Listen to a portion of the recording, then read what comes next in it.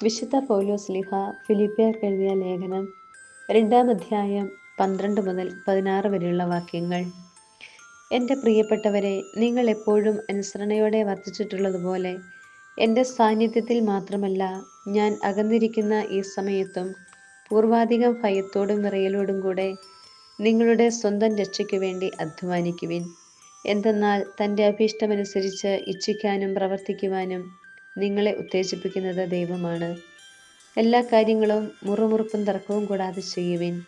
അങ്ങനെ നിങ്ങൾ നിർദോഷരും നിഷ്കളങ്കരുമായി തീർന്ന് വഴിപിഴച്ചതും വക്രതയുള്ളതുമായ തലമുറയുടെ ഇടയിൽ കുറ്റമറ്റ ദൈവമക്കളാവട്ടെ. അവരുടെ മധ്യേ ലോകത്തിൽ നിങ്ങൾ വെളിച്ചമായി പ്രകാശിക്കുകയും ചെയ്യട്ടെ. നിങ്ങൾ ജീവന്റെ വചനത്തെ മുറുകെ പിടിക്കുവിൻ. അപ്പോൾ ഞാൻ ഓടിയതും അധ്വാനിച്ചതും വ്യർത്ഥമായില്ലെന്ന് ക്രിസ്തുവിൻ്റെ ദിനത്തിൽ എനിക്ക് അഭിമാനിക്കാം. നമ്മുടെ കർത്താവായ മിശിഹായ്ക്ക് സ്തുതി. വിശുദ്ധ യോഹന്നാൻ എഴുതിയ സുവിശേഷം അധ്യായം 4 39 മുതൽ 42 വരെയുള്ള വാക്യങ്ങൾ. ഞാൻ ചെയ്തതെല്ലാം അവൻ എന്നോട് പറഞ്ഞുവെന്ന ആ സ്ത്രീയുടെ സാക്ഷ്യം മൂലം പട്ടണത്തിലെ സമറിയാക്കാരിൽ അനേകർ അവനിൽ വിശ്വസിച്ചു.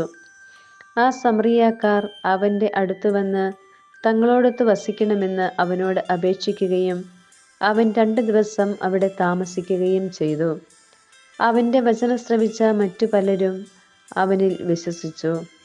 അവർ ആ സ്ത്രീയോട് പറഞ്ഞു, ഇനിമേൽ ഞങ്ങൾ വിശ്വസിക്കുന്നത് നിന്റെ വാക്കുമൂലമല്ല, കാരണം ഞങ്ങൾ തന്നെ നേരിട്ട് ശ്രവിക്കുകയും ഇവനാണ് യഥാർത്ഥത്തിൽ ലോകരക്ഷകൻ എന്ന് മനസ്സിലാക്കുകയും ചെയ്തിരിക്കുന്നു.